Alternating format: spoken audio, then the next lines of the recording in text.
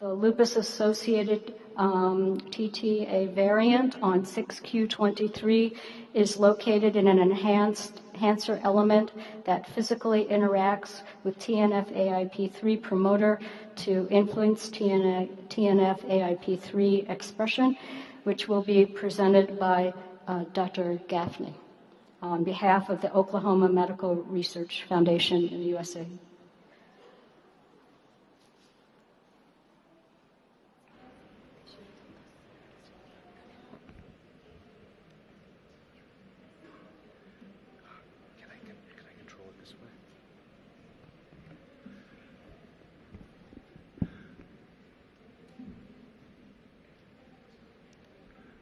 Okay, I want to thank the organizers for inviting me to speak today about our work on the genetics of TNF-AIP3. So TNF-AIP3 encodes a protein called A20, which is a multi-purpose ubiquitin editing enzyme. This protein has multiple activities, including an activity located near the N-terminus region, which deubiquinates proteins. It also has an E3 ubiquitin ligase activity and ubiquitin binding activity located in the C-terminal region of the protein. A20 is critical in restricting the signaling pathways from multiple cell surface receptors that impact inflammatory and autoimmune pathways, including TNF receptor pathways, interleukin-1 receptor pathways, as well as toll-like receptor and NOD pathways. So it's probably not particularly surprising that multiple autoimmune diseases and inflammatory diseases have demonstrated genetic association with this protein and with this genetic locus. And what I'm showing you here is a slide from a recent review article by Avroma that shows just a sampling of the genetic effects and the diseases that are represented here within the context of the TNF-AIP3 locus. Our work has been focused primarily on an effect out here on the 3' end, where we identified a complex variant, the TT to A variant, that we believe is probably the causal variant for the association in lupus. And what I'd like to do today is describe for you the mechanism that we think is acting here for this polymorphism. So what are the TT to A variants? Sort of an odd name, but when you look at it in the context of the genetics, what I'm showing here is that the non-risk version of this polymorphism is really a dinucleotide TT that in the risk version of this polymorphism that causes lupus, it's changed from, basically this first T is deleted, and then the second T is a transversion from a T to an A. So that's where the TT to A name comes from. And I thought I would just explain that to you so you understand better what we're describing. So what we know about this variant is that in SLE, the TNF-AIP3 demonstrates a strong association, but it's population specific. We see it primarily in the European and Asian populations, and interestingly in our work, we have not been able to demonstrate a strong association in this locus with African American populations. We believe that the TT to A polymorphism is the most likely causal variant based on some conditional and transpopulation genetic analyses that we've recently published. And we believe that this risk haplotype that carries this TT to A polymorphism results in lower expression of TNF-AIP3 as well as lower expression of A20 protein.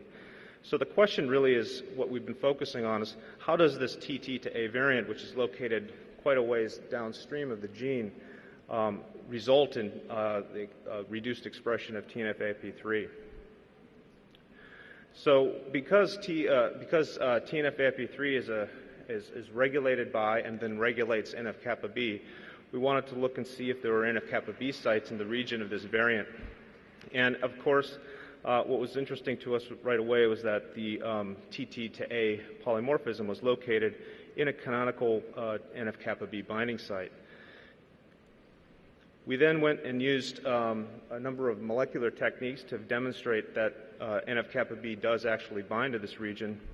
And so what I'm showing you here is the results of some electromobility shift assay results.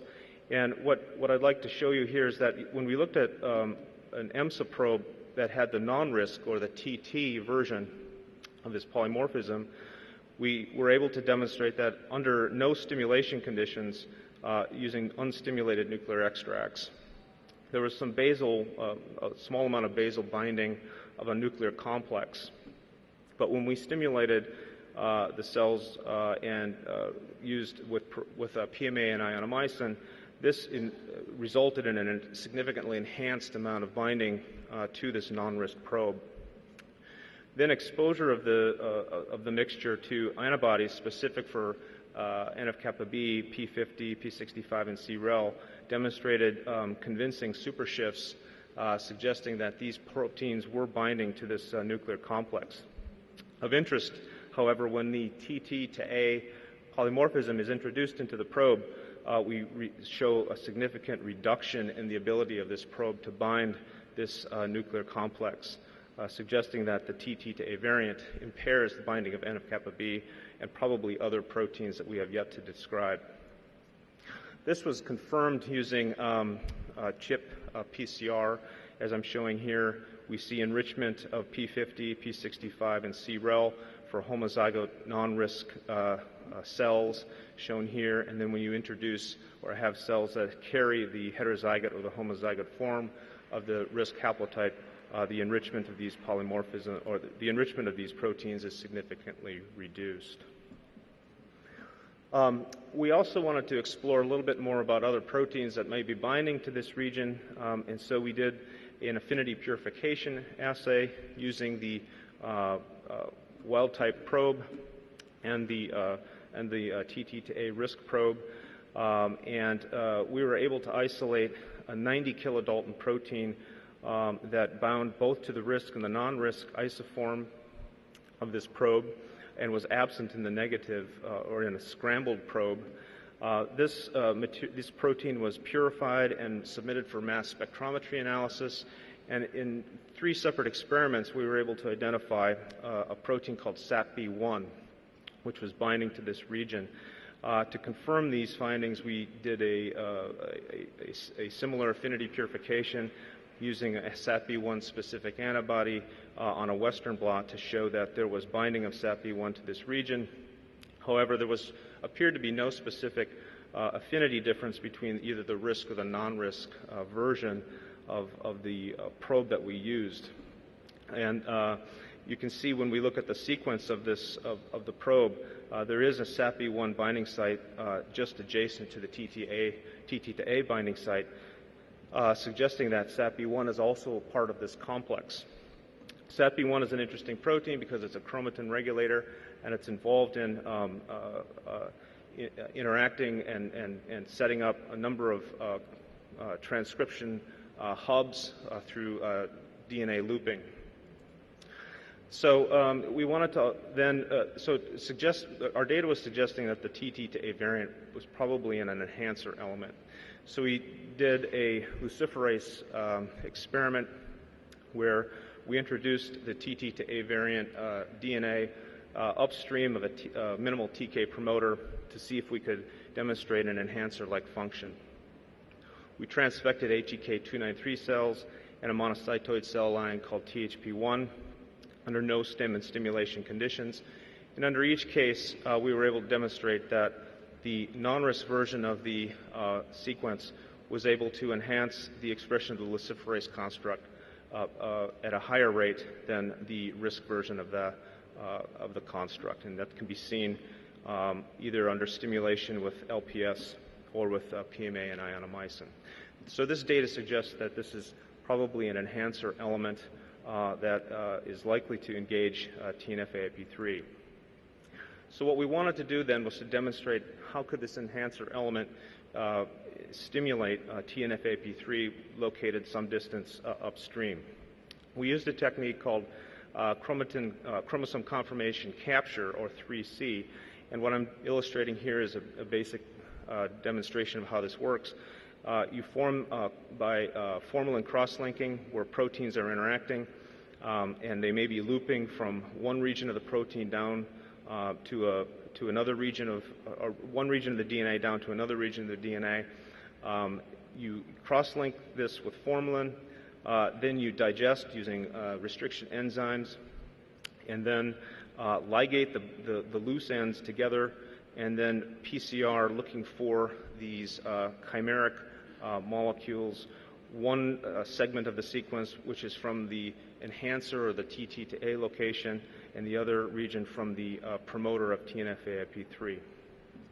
So we did this experiment, and we were able to identify that there was a significant increase in interactions between the TT to A enhancer region and the TNF-AIP3 promoter, which I'm showing here in this red box.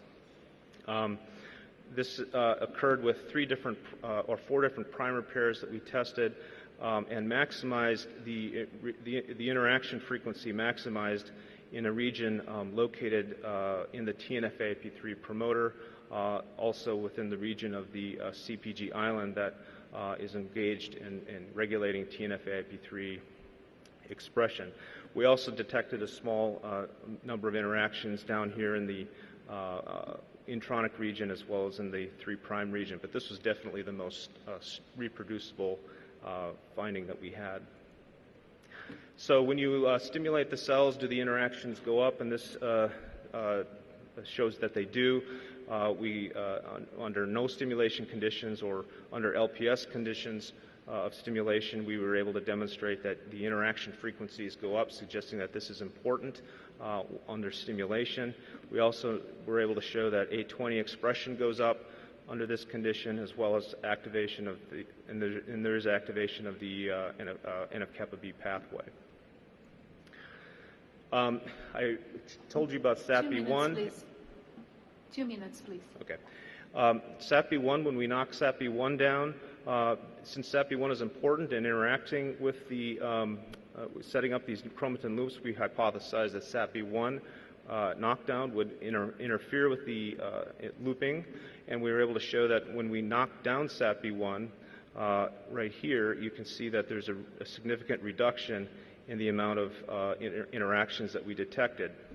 And that's concomitant with a reduction in TNF-AIP3 and A20 expression shown here. So this suggests that SAPB1 is important for facilitating these DNA looping events. We then looked to see that do patients with the risk haplotype, the A allele, produce fewer interactions? And indeed they do. When we looked at homozygotes that had non-risk, we saw more interactions compared to homozygote patients carrying 2 copies of the risk allele. This was associated also with increased levels of A20 expression in patients that had non-risk versus risk, and increased and decreased levels of NF-kappa B activity in the non-risk versus increased levels of NF-kappa B in the risk. And then looking at homozygotes carrying one or other copy, we designed a 3C allele-specific assay using next-generation sequencing, and we're able to determine that the risk allele, the one copy of the risk allele in heterozygote cells, was producing fewer interactions than the non-risk allele. So this suggests really that what's happening is that this TT to A polymorphic enhancer is delivering an NF-kappa B signal to the promoter of TNF-AIP3 to stimulate TNF-AIP3 expression. So in summary, for non-risk and risk, we have binding of NF-kappa B is significantly increased in the risk compared to the non-risk. Both versions of this enhancer bind as SAPB1 with equal affinity. The promoter interactions, however, are significantly decreased if you have the risk version of this enhancer. This is concomitant with a reduction in TNF-AIP3 and A20 expression and enhanced NF-kappa B activity, and we believe that this is probably the mechanism. I would like to acknowledge these individuals, particularly Xiaofeng Wang, who's the PhD postdoc who did most of this work, as well as our funding sources. Thank you.